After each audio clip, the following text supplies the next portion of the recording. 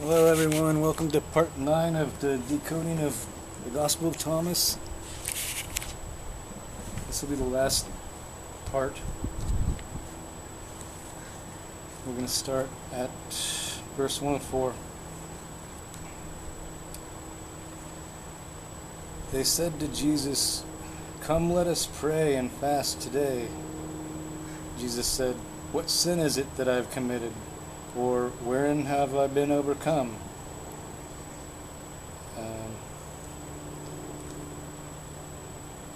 But when the bridegrooms comes out of the wedding chamber, then let us fast and pray. When Jesus is talking about fasting, it's talking about mourning. So he's saying, why should I be mourning? Have I been overcome? Being overcome is a bad thing.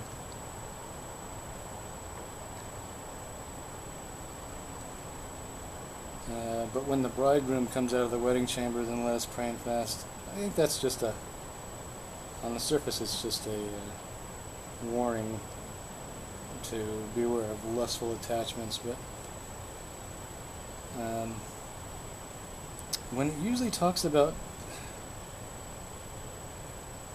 the bridegroom is Jesus normally. So when it comes to this decoding stuff, so there's probably some hidden meaning in there about when Jesus comes out of the wedding chamber. I think this is possibly like an end of the world thing, because when they describe parts of the end of the world, they describe New Jerusalem coming down from the heavens, and they describe that city as being Jesus' bride. So one hidden meaning to this might be hinting at the end times thing, where people are going to mourn in that time, because there's going to be a lot of people lost and all that. And they say that this version of the earth will be ended, and there will be a new version of the earth in some way.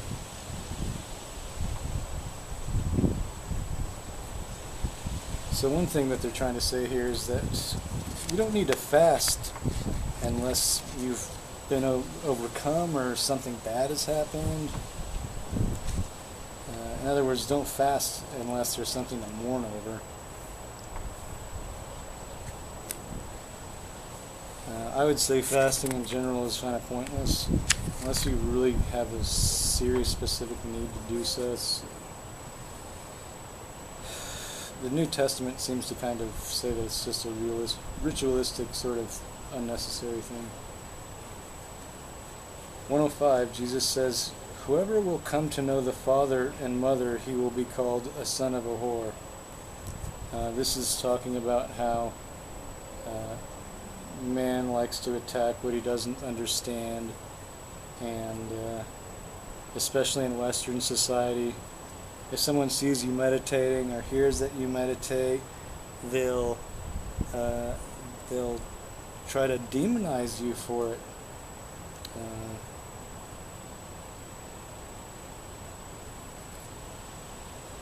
So there's lots of times where it talks about you being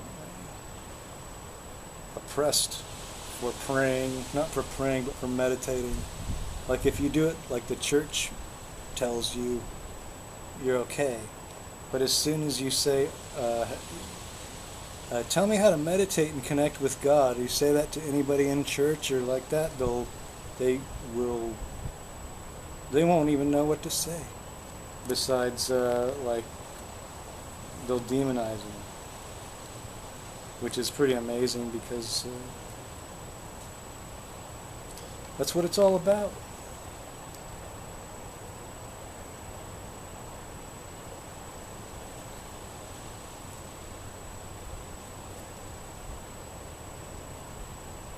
(106) Jesus says, "When you make two into one, you will become sons of man." This is like becoming two. You become divided once you meet God, once you learn about God, and then once you decide to side with God and leave the material world behind, then you become one. Then you become a son of man or a man of God, and then your karma becomes stronger. You become a stronger person spiritually and like that, and then you will have the power to say things that are normally you wouldn't think possible, but the impossible becomes possible in many ways. 107, Jesus says, "The kingdom is like a shepherd who had 100 sheep. One of them went astray, the largest. He left the 99 and he sought out the one until he found it. After he had toiled, he said to the sheep, 'I love you more than the 99. This one might be a little confusing, but what this is trying to say is that God likes curious sheep more than he does just average sheep. So even if you're a curious sheep that goes and gets into trouble once in a while, God doesn't mind bringing you back into the fold. In fact, God finds it interesting or something with the curious people, and it seems he finds the less curious ones less interesting. This probably has something to do with people that want to learn and grow end up, looking at lots of stuff, and once in a while they'll get themselves into trouble. This is normal, so God appreciates it, and he appreciates those that seek out the truth like that.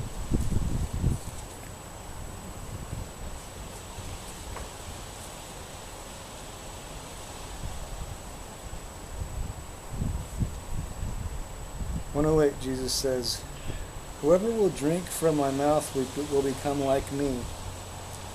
I myself will become he, and what is hidden will be revealed to him."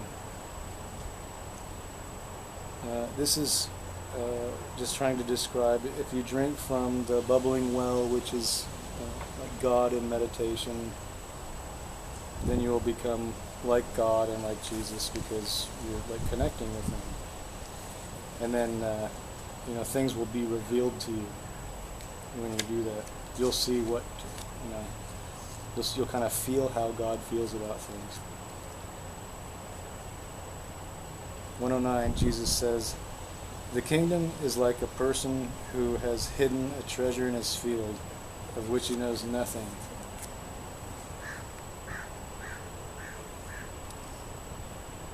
So this treasure is your temple inside you that you can use to connect with God with. This is the treasure. It says the Father didn't know about it, so he never knew God, never knew anything. It says he gave it to the Son. It says after he died, he left it to his Son. The Son did not know about the treasure either. The Son took the field and sold it. So the Son made the same mistake as the Father. He never recognized the temple within himself. And it says, the one who bought the field came, and while he was plowing the field, he found the treasure. So this is saying that this person found the treasure inside them. They found the temple inside them, and then they connected with God inside them. And then the last line is, he began to lend money at interest to whom he wished. Now this doesn't have anything to do with actually lending money for interest. This is just an analogy that's like, he began to give out advice that he learned from God. And people were so grateful for the good advice that they began to feel like they owed him something in return. Okay?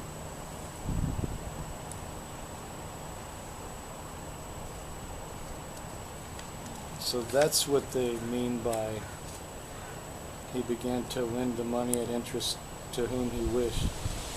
He just started giving people advice, and the advice was so good because he was a man of God and it was wise advice. People were grateful and wanted to repay it.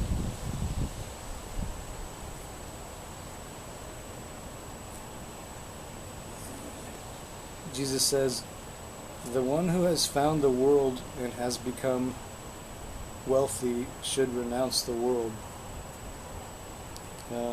This is just saying somebody that has found God and understood nature and the way of things,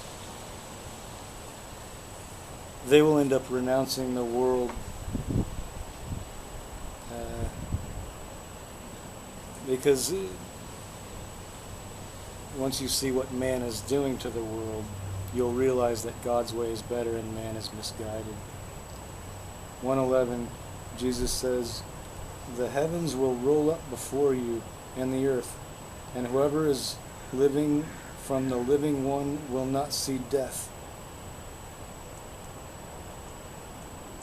Does Jesus not say, "Whoever has found himself of the world, of him the world is not worthy"? The last line kind of means the same thing as the other ones. It's kind of stuck on there, it looks like. When it says the heavens will roll up before you, this is talking about the end times, where the signs in the heavens are going to change a lot. There's going to be, the stars are going to look different, the planets are going to look different, the sun is going to be partially blocked or something.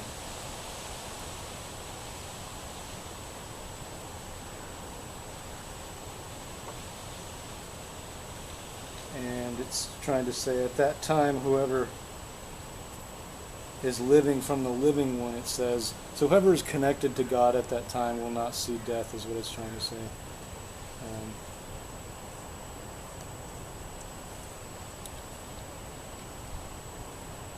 1:12, Jesus says, "Woe to the flesh that depends on the soul." Woe to the soul that depends on the flesh. We kind of went over this one before. This is people that are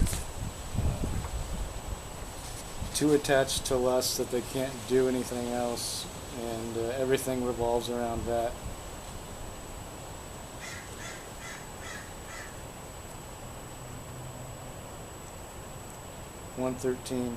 His disciples said to him, "The kingdom, what day will it come? It will not come by watching and waiting for it. They will not say, 'Look here,' or 'Look there.' Rather, the kingdom of the Father is spread out upon the earth and people do not see it."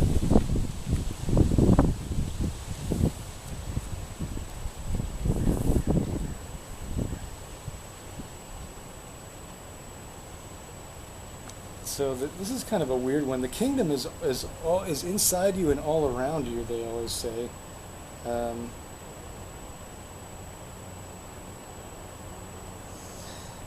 It will not come by watching and waiting for it. What that just means is you have to seek it out. You have to find God within inside yourself. And nobody will say, "Look here," or "Look there," because it's inside yourself, right? And the last line is, "The kingdom is spread out upon the earth." That's just talking about nature and all the life that supports everything.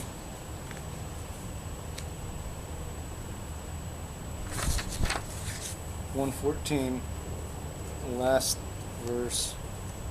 And this is almost what this whole gospel revolves around, because this last verse, This last verse is not found anywhere else, and it's one of these things that's been hidden for some reason. Apparently this was part of Gnostic thought, like the Gnostic Christians, and apparently it kind of got wiped out, because you only find this here in the most spiritual sort of book, and it's the only place where women are pointed out as being spiritually equal to men in any way. But there's a strange caveat that they seem to make as to making a woman male. This is probably one of the more complicated. This is probably the most complicated thing and the most important thing in this. It says, Simon Peter said to them, "Let Mary go away from us, for women are not worthy of life." That's not saying they're not worthy of to live. It's just saying they're not worthy of the type of life they're talking about, which is being alive and connecting to God and being alive in that way. Like before it said, my mother birthed me, but Mother Nature gave me life, sort of thing.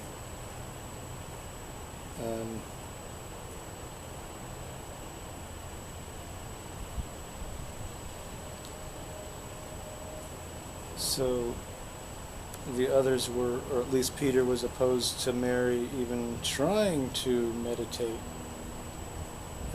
But Jesus said, "Look, I will draw her in so as to make her male, so that she too may become a living male spirit similar to you." This is interesting. It's almost saying like women have to learn something extra besides men to reach this higher levels of meditation or something. And I really can't say exactly what that is. What I would point to first would be, like Lao Tzu says, about people being better balanced people and understanding more if they know the other role of the other sex role. Like if a man knows how if a man knows a woman's role and a woman knows a man's role, if these people can exchange roles completely, they should be able to be balanced people and to be able to do whatever. They sort of make a similar statement in here about men that are too masculine too. There's a statement earlier we talked about how if you're too masculine or too feminine and you're just not well balanced enough, it'll make things more difficult for you. This could have something to do with how oftentimes God is depicted as being half woman and half man. It's not just one or other gender sort of thing. And it's also said that they're not born from a woman, so they're a completely different kind of being, but they apparently have male and female inside them. So it's probably kind of like if you have any angst or hate against the other sex, then that will be a problem for you, because God is half this, half that, right? If you're gonna be hating half of God or something like that if you have a problem with the other sex. If you can get past your problem with the other sex, this is probably one of the hurdles for women, I would say, is that women are sort of made to be inferior in a way in this world. Like women just got women's rights to vote and stuff like that. Women often come from an oppressed position, and therefore they're going to have some angst and some hate against that oppression. And that oppression usually comes from men. Uh, but it's really not a sex thing. Not all men are like that. So in that case, women are going to have to get past their any hatred that they have for men. You're going to have to find a way uh, to love. Like, you're going to have the attitude of do unto others as you would have others do unto you. You are not going to be able to say, I hate men, right? You are going to have to say, a lot of men are just misguided these days. There's too many people that are just not people of God, and a lot of them end up terrible.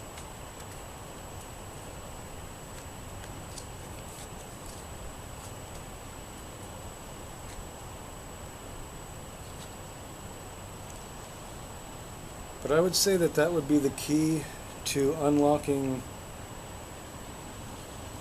most of these things and being able to do them for anybody.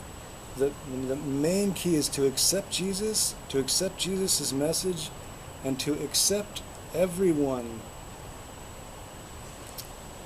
like the do unto others, right? You don't reject people, you don't hate them, you do for them what you can, what you would do in that situation if it was you, right?